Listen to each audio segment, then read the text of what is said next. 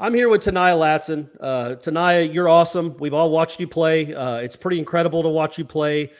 I wanted to know, when did you first know, man, I'm better than all these people? Like, were you 6? Were you 4? Were you 9, 13? When was it? I started playing AAU around fifth grade, and then I started playing up with like the eighth graders. So I knew I had a little bit of game around that time.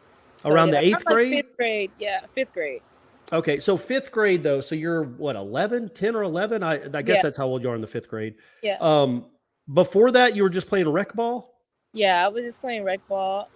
I lived on a military base, and that's when I first started playing like organized basketball, like in the fourth grade. So yeah. Were you good as a fourth grader in rec ball? Like, I know rec ball isn't the best. My Hmm. son went through it. There could be Hmm. games where there's like 13-9, but Yeah, were even your first year were you like, okay, I understand this. I'm pretty good at this. yeah. I couldn't shoot a lick, but I knew I could get to the basket, so that was my strong suit.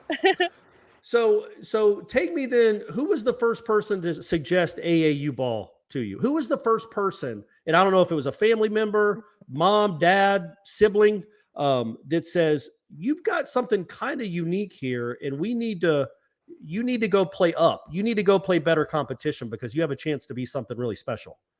Actually, I saw a flyer at my school when it was in elementary, and I was living in Missouri, and I saw a flyer at my school, and I just ran home, and I was like, "Dad, I gotta do this. I want to play AAU." So yeah, that's how it all started. Were you self driven? You didn't have a parent maybe behind you saying, "Come on, you're awesome at this." Was this kind of you falling in love with it all on your own? Nah, my dad really inspired me. Well, he kept me going, honestly. Even when I wanted to quit and I didn't think basketball was really for me, he still like inspired me and he pushed me to keep going. Well, wait, when was that? Weren't you always good? So when did you not think it was for you? I just didn't like the critiquing part of it. Like, I didn't think I did anything wrong. Like, even though I couldn't even shoot, and I had a lot of flaws in my game around that time, and I just thought I was the best, and nobody can tell me anything.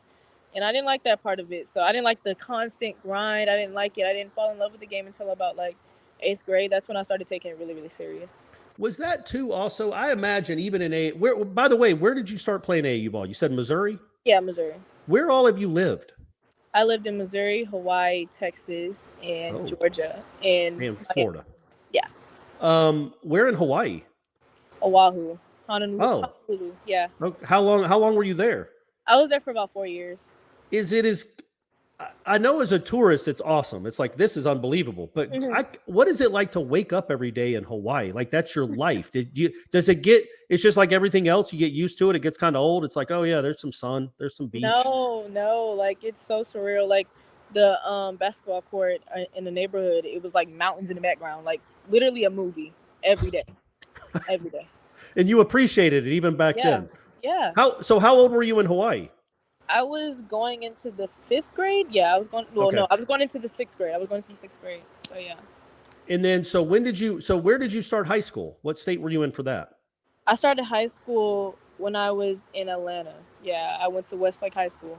And you were there for 3 years, correct? Yeah, 3 years, and then I moved to Miami. And so your dad was in the army, right? That's why you were moving so much. Yeah, that's why. How much does it help? I know at that age in particular, I guess every age really. I'm a 47-year-old man. It can be hard to make friends. It can be intimidating to join a new scene or a new high school.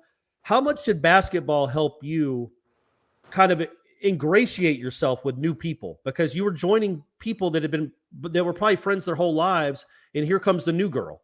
How Yeah, intimidating was that? And how much did that help that you were, obviously so good at a sport? basketball really helped me with making friends. I was naturally quiet in school, but just getting out there on the court playing against the boys, that's like, oh shoot, she can play. So I mean, I got a lot of hype off of just that, and just like gaining friendships within the team, and that really helped me in regards of making friends. So you talked about how you couldn't shoot when you Hmm. started. Hmm. Well, now you make. I mean, you're like Larry Bird at the free throw line. It's nuts. You're Steph Curry. You don't miss. I'm trying not to jinx you, Yeah. but you got it. What you made? You've already set some records, I'm sure. But Hmm. how many shots are we talking about you getting up to Hmm. to be that good at the free throw line, or just to be a good shooter in general? But to be that good at the free throw line, how many how much work did it take to do that? Just repetition and confidence. I mean, I didn't start training until I was my junior year of high school, and that's when I really started like really, really locking in and like appreciating the grind. Like I said, I couldn't shoot, so I needed to, implement that in the game. And I shot a lot of free throws with my trainer. Sometimes 100 every time we train, just to get repetition. And I feel like that really helped me, especially for the next level. Was it like, hey, you've got to make 100 a day? You've got to take 100 a day? Were there goals? Yeah. Each training session we shot 100 free throws. You had to make them, and they had to be all net. So yeah. Oh, they had to be all net. Oh, okay, Yeah. man. Jeez. All right, that's cool. So then you said that you started training before your junior year, or right around your junior year, you got a trainer. Mhm. So what do you think that? So whose idea was that? Was that a coach's idea? Again, a dad's idea? Because at that point, as a sophomore in high school, you had to know, okay, I'm going to be able to play college basketball, and I'm pretty darn good. But Yeah. you clearly wanted to be better. Yeah. So whose idea was that? I think he saw me at a AAU tournament, and he inboxed me on Instagram. He DM'd me on Instagram, and he was wondering if I wanted to train with him. Honestly, I didn't know who to train with or who to, because sometimes trainers aren't the best, and so I just, I was like, I need to pick up on this shooting thing, so I just went with it, and ever since then, he's been my trainer since, and he still is my trainer. So What's his name? Bernard Pitts, Coach Pitts. And is he in Atlanta? Yeah, he's in Atlanta. So what was it? So Westlake, what was that like going to Westlake? It was fun. I mean, being around my people and, loving the culture that Atlanta has. And I built real friendships. That was my first time, like, really building real friendships in Raven Johnson and Brianna Turnage. So those were my first real friends. And I just enjoyed the moment. We had a really good ride. We won 3 championships when I was there. So, yeah. How much did you play as a freshman? I started, and I played a lot. That figures. Okay. So I'm trying to think. So you moved in there before your 8th grade year? Like, when did you get to Atlanta? When did you move into the Westlake School District? After we moved from Hawaii, which was after my 8th grade year. Did they know you? Did they know who you were? Yeah, they did. They heard about my AAU coach. He had sent Raven and Snoop to Westlake, and he heard about me in Hawaii because I think we had this one big tournament, and a lot of guys from the States were at that tournament, and a lot of recruiters and stuff like that. And he heard about me. He wanted me to play on his AAU team, FBC United. And so, that's when I was recommended to go there and be with Raven and Snoop. So, what's the most points you ever scored in a game? I'm talking about AAU, rec, high school, whatever. 52. And that was in, I think, AAU. Yeah, that was AAU. I was in the 8th grade, 8th or 7th. Oh, man. What was the score? Like 56 to did you score all the points? I don't remember the score. I don't. So you score when you're scoring like you score. I've always wondered this because, man, I don't know. I played some basketball, but if I scored 8 points, I would remember all of them. I'm like, yeah, I'm up to 8. Mm-hmm. When you score at the level you do you know, like when you come out of a game, I had 33 tonight or I had 52, or do you just have a feel that I think I might be around 30? When I was younger, my dad used to keep score. My little siblings used to too. But now, but did you have a running tally in your head? I did. Do you still? Sometimes I do. Sometimes. Okay. But I mean, it just depends because college, the score is up there. You know how much each player has, how many fouls they have. So, yeah, that's true. Yeah, you got the box score up there for you. Yeah, we got the box score. So, yeah, that helps me a lot. But I do mentally too. So, who among? I think you have 5 siblings, 6 siblings. 6 siblings. Were they basketball players? Any of them? Were they athletes like you? I have my little brother. He plays football, but other than that, no. So does it come from your mom, your dad? Just the athleticism? Okay. He played football. Yeah. And so with you, and I guess it goes back to the first question I asked you. When did you kind of know I'm built different? Like people can't keep up with me.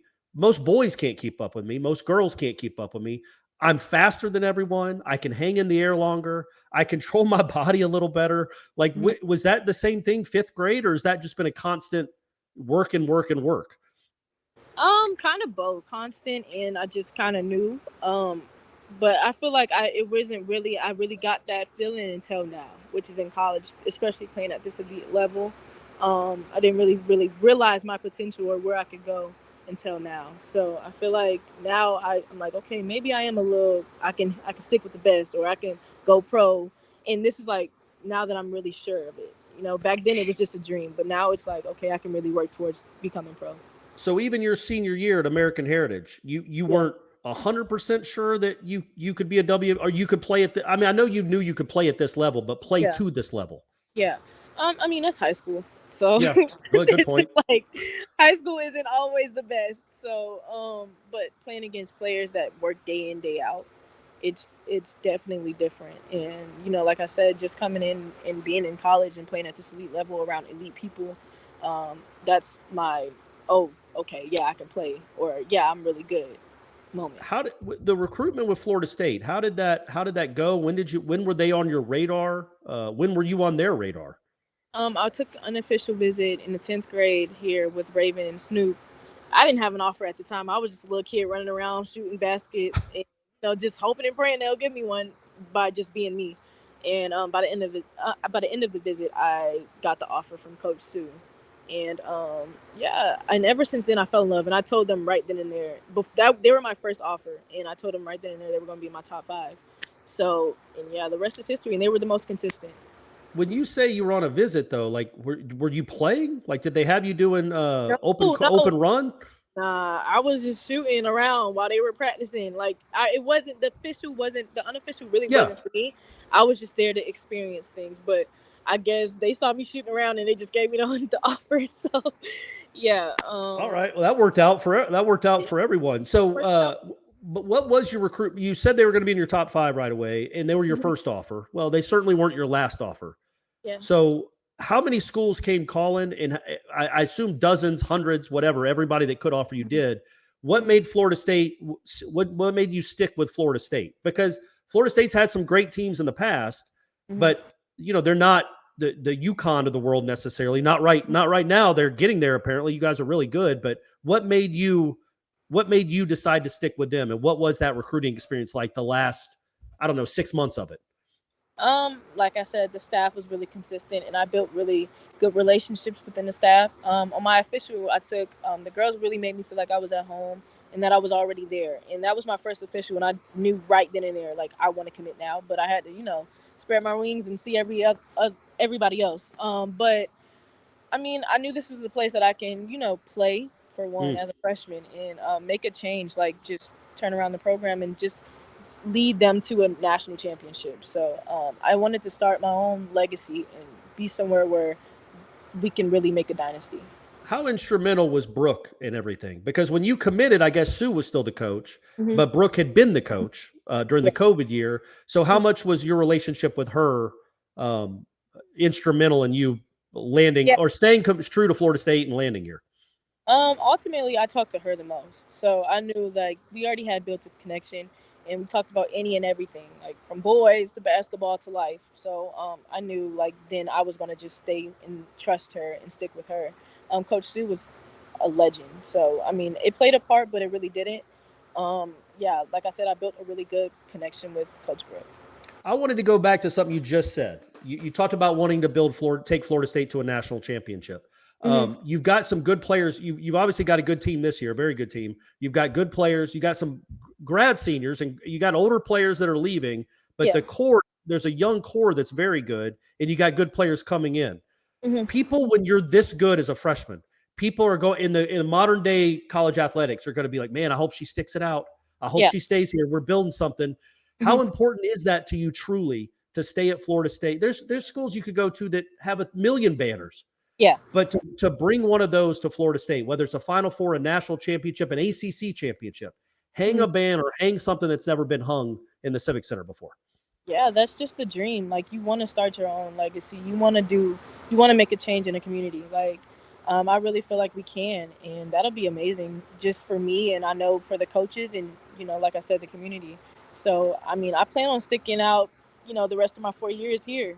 I mean, rest of my 3 here. Right. And with these players that are on the team, like I mentioned, I think I saw the stat the other day that's like 5 either seniors or graduate students.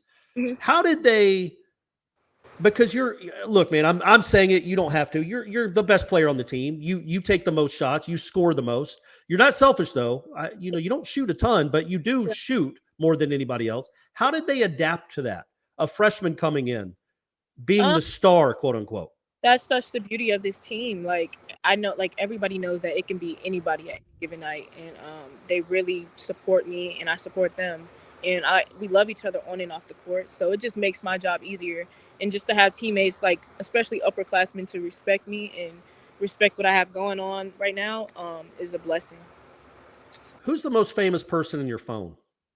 Most famous person on my phone. I know you got to have connections. I know. I mean, you travel in circles that we don't travel. And I'm talking about. Do you know the Caitlin Clark or Paige Beckers? Do you know any of them? Have you ever gone up against those kind of players? I've never played against them, but I met Paige Beckers recently at the overtime event, and we did an interview together. It's on YouTube, and we follow each other on Instagram. Oh, there you go. Nice. I don't know if I have anybody really, really famous in my phone, like as far as numbers. I was gonna say Sue and Brooke don't count. I was talking about like a Tiger Woods or somebody like that. Oh no, not yet. So wrapping up here, what are your goals when you're already averaging 25 as a freshman? Do you have individual goals? Like, you're going to win ACC Rookie of the Year. You're probably going to win ACC Player. I mean, heck, you win ACC Rookie of the Week every week. Legitimately, they could rename the award after you. But what are your goals? Are they all team oriented? Because where do you go up from 25? I guess you could average 35 or 50 if you wanted, but I think you seem to be more of a team oriented person than a team goal oriented person than an individual one. Or anything to make the team win. But my personal goals this year would be National Freshman of the Year. And just to stay consistent. Like, I don't want to, do a dip. I just need to stay consistent, or, if not, go up like you said. So those are my personal goals, and just to learn and soak in all the new things that I'm learning now at the college level, especially from upperclassmen and coaches, and, just taking in the experience. What's your major? Nursing for right now. You must get really good grades. You're a very intelligent person. Have you always gotten good grades?